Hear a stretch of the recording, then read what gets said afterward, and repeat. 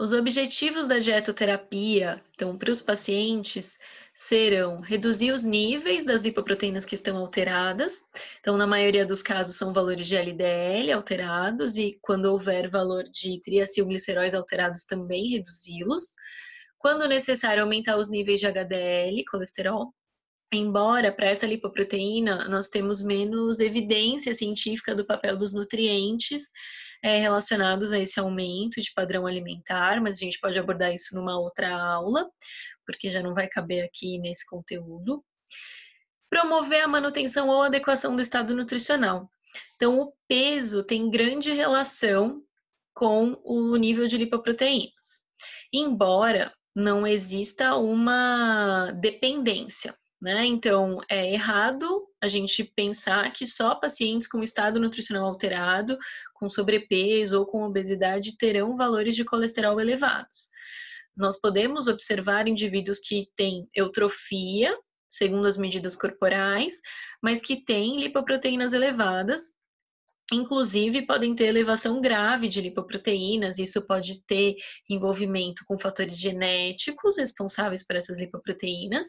E em outros casos, podem ser realmente só em decorrência de padrões inadequados de estilo de vida, incluindo inatividade física e uma alimentação inadequada, apesar desse paciente conseguir manter a sua distribuição de composição corporal dentro do normal. Mas sempre que esse paciente tem sobrepeso e obesidade, essa alteração do estado nutricional em si piora o padrão das lipoproteínas plasmáticas. Então, é importante que a gente favoreça essa adequação. Ou seja, dentro do tratamento para um paciente com dislipidemia, eu preciso fazer a adequação do estado nutricional dele. Então, se é um paciente com sobrepeso, é importante que uma das minhas metas seja a adequação desse peso, da mesma forma do que se for um paciente obeso. Então, eu aplicaria aqui dentro as diretrizes para o tratamento desse excesso de peso. Então, adequação de comportamento alimentar desse paciente, identificação das dificuldades ali, com manutenção de um padrão alimentar mais saudável, tendo como foco promover um déficit calórico para que esse paciente consiga manter uma redução de peso aí dentro do estipulado para os tratamentos de excesso de peso, geralmente numa variação de um déficit que vai ficar entre 500 a 1.000 quilocalorias por dia.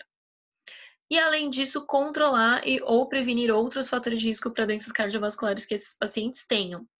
Né? Então, muitas vezes é um paciente que já tem uma alteração de glicemia também. Então, que cuidados da dietoterapia também influenciam esse controle glicêmico, uma vez que esse é mais um fator de risco cardiovascular.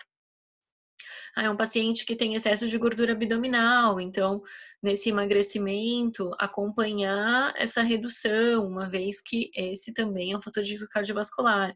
Um paciente que tem hipertensão, então, da mesma forma, ter um olhar que consiga abranger todos esses fatores de risco para as doenças cardiovasculares.